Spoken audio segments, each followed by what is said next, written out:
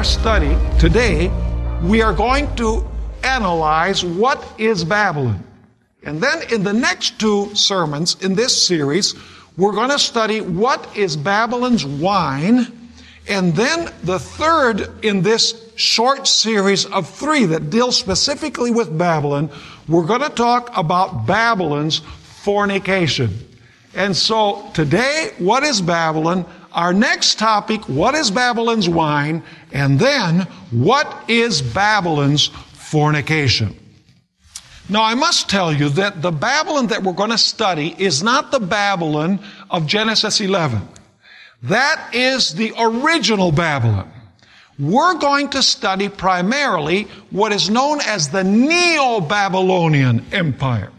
The Neo-Babylonian Empire is the Babylon of Nebuchadnezzar, the Babylon of the book of Daniel. And you say, why are we not going to go all the way back to Genesis 11?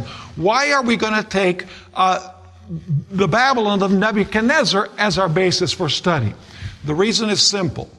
The book of Revelation draws primarily upon the stories that we find in Daniel that deal with the Babylon of Nebuchadnezzar. Let me give you three examples. Revelation 13 and verse 2, we find some very interesting powers mentioned, and I'd like to invite you to go with me there. Revelation chapter 13 and verse 2. It says, "Now the beast which I saw was like a leopard, his feet were like the feet of a bear, and his mouth like the mouth of a lion. The dragon gave him his power, his throne, and great authority." Let me ask you, where do you first find those beasts that are mentioned in this verse? You find them in Daniel 7. So what Babylon is in the background of this verse? It's not the Babylon of Genesis 11, it's the Babylon of Nebuchadnezzar. Another example.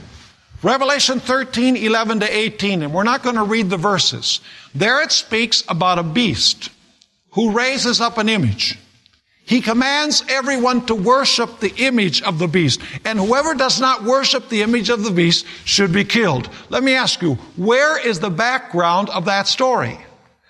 Well, you know it's in Daniel chapter 3, where Nebuchadnezzar, who for a while lived like a beast, raised an image, commanded everyone to worship the image, and whoever would not worship the image would be killed. In other words, once again, Revelation chapter 13 has as its background the Daniel's Babylon and not the Babylon of Genesis chapter 11.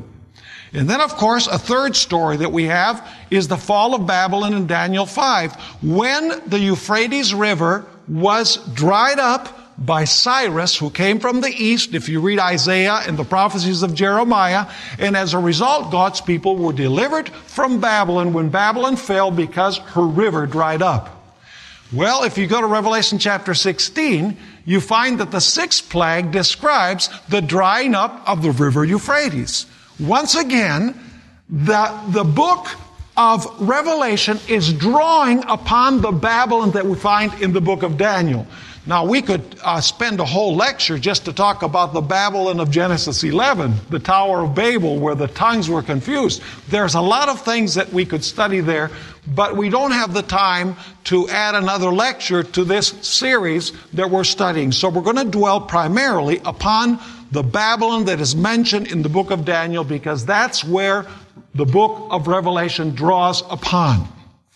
Now, in order to understand what Babylon is, we have to go to the Old Testament and study the history of Israel.